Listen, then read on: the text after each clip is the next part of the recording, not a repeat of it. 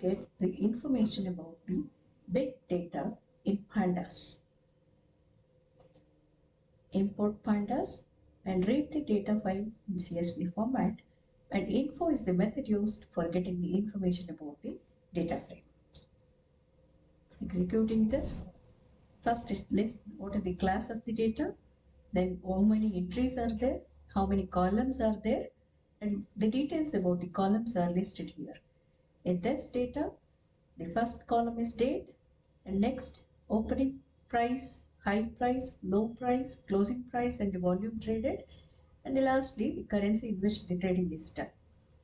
And how many non-null values are there in the data is also listed, and the data type is also listed. There are 5 columns with float 64 type of data and 2 columns with object type of data, and what is the total memory occupied is also listed here.